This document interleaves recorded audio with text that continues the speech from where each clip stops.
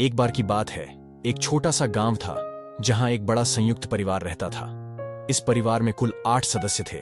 पापा, मम्मी, चाचा और उनकी 4 संतानें, शेखर, गौरव, वरुण और सौरभ। उनके परिवार की एक और प्यारी सदस्य पूजा थी, जो परिवार का अहम हिस्सा थी। सौरभ, परिवार का सबसे छोटा सदस्य, केवल 15 साल का था। उसकी उम्र छोटी थी, लेकिन उसकी आदतें बड़ी खराब थीं। वह हमेशा गलत दोस्तों के साथ रहता था और परिवार के नियमों को न मानने की आदत में था। जब भी परिवार वाले उसे समझाते, वह उनकी बातों को नजरअंदाज कर देता। सौरभ की आदतों से पूरा परिवार चिंतित था। उसके पिता ने कई बार समझाया कि गलत दोस्तों के साथ रहना उसकी पढ़ाई और भविष्य के लिए हानिकारक हो सकता है। मम्मी ने भी अपनी चिंता जताई और चाचा ने भी उसे सलाह दी, लेकिन सौरभ को किसी की बातों की परवाह नहीं थी। सौरभ के बड़े भाई वरुण ने अब तय कर लिया था कि सौरभ को सख्त सबक सिखाना पड़ेगा।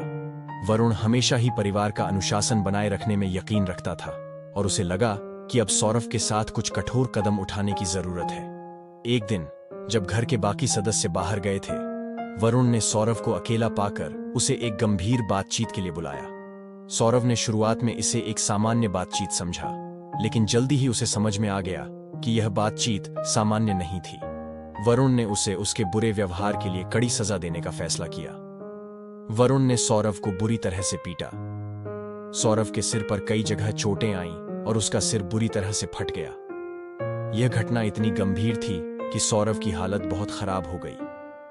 लेकिन हैरानी की बात यह थी कि सौरभ ने इसके बाद भी अपनी आदतों को नहीं सुधारा। सौरभ की हालत को देखकर मम्मी और चाचा बहुत परेशान हुए।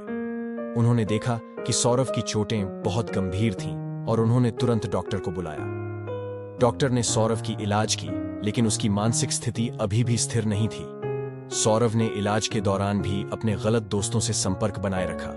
सौरभ की आदतें अब भी नहीं बदली। एक दिन उसने अपने दोस्तों के साथ घर से फरार होने की योजना बनाई। जब परिवार ने इसे पता चला, तो उन्होंने उसे पकड़ लिया और उसे और भी कठोर सजा दी।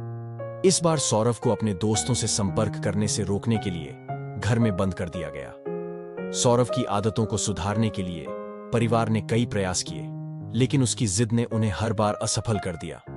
अंततः परिवार को यह समझ में आया कि केवल सख्ती और दंड से सौरभ को बदलना संभव नहीं था।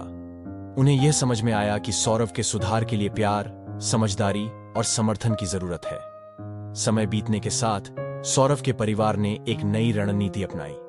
उन्होंने सौरभ को उसकी पसंदीदा चीजों में शामिल करने की कोशिश की और उसे समझाया कि उसकी सही दिशा में मदद करने के लिए वे हमेशा तैयार हैं। धीरे धीरे सौरभ ने अपनी आदतों में सुधार किया और परिवार के साथ बेहतर संबंध स्थापित किए।